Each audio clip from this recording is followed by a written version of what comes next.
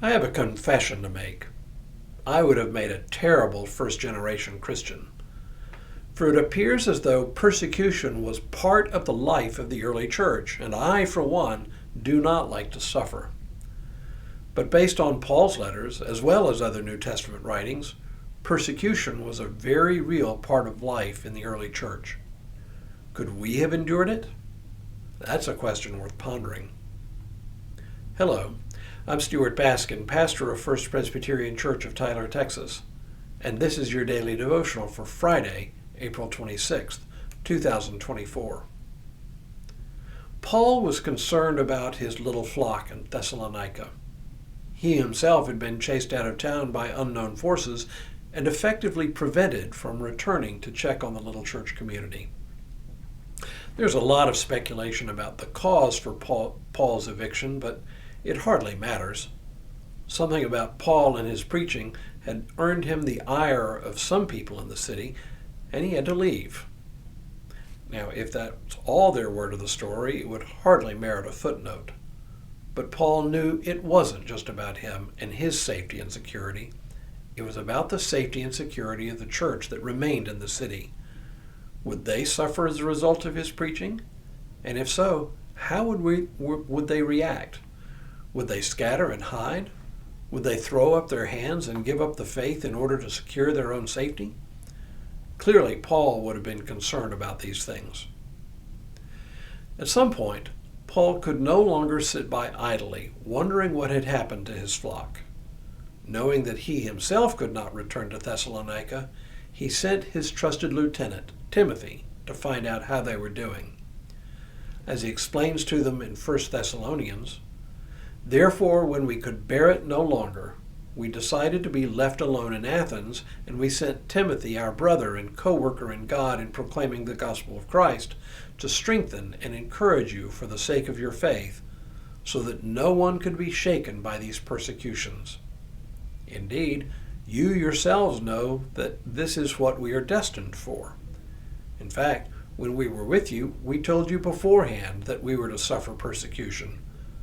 So it turned out, as you know. For this reason, when I could bear it no longer, I sent to find out about your faith.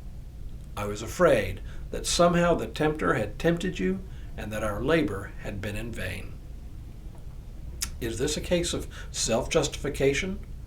Paul reminds them that he had told them that when he was with them that they would likely face some level of persecution.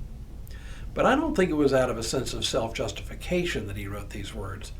I rather suspect it was simply to remind them once again the cost of discipleship. To believe in Jesus Christ and to follow the way, as the church was still called, was to put people on a collision course with the surrounding culture. Now, Thessalonica was a pretty typical Roman city. It was home to different kinds of people who worshipped different gods. At one level, they would have been religiously tolerant. Tolerant, that is, as long as a particular religious group remained quiet and participated in the usual and customary sacrifices to Caesar, among other things. But this is precisely what the Christian community could not do.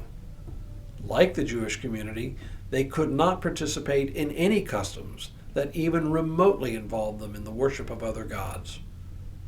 Jews had the advantage of being a long-recognized religious minority who couldn't participate in emperor worship, and they were widely seen as no threat to society at large. The Christian community, though, as it was increasingly separate from the Jewish community, did not enjoy that long-standing recognition, and so they were seen as a threat to society. No wonder, then, that Paul knew they would face persecution. For the most part, it would have taken the form of social ostracization and economic isolation, but sometimes it could involve physical abuse, and in more extreme cases, perhaps even torture or death. There's no evidence that that's the level of persecution the Thessalonian church faced, but Paul rightly feared that any persecution could weaken or destroy this little church. But it didn't. In the very next part of the letter, Paul writes, "But Timothy has just now come to us from you and has brought us the good news of your faith and love.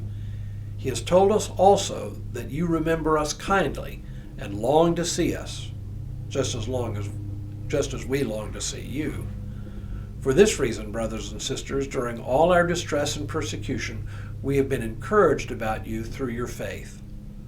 For we now live if we continue to stand in the Lord. How can we thank God enough for you in return for all the joy that we feel before our God because of you? So apparently Paul's fears went unrealized. Instead of scattering and abandoning the faith in the face of persecution, the church stood firm. I doubt the little church actively sought out persecution. I'm sure they would have preferred to have been left alone. But when persecution came, they faced it, and it made Paul proud.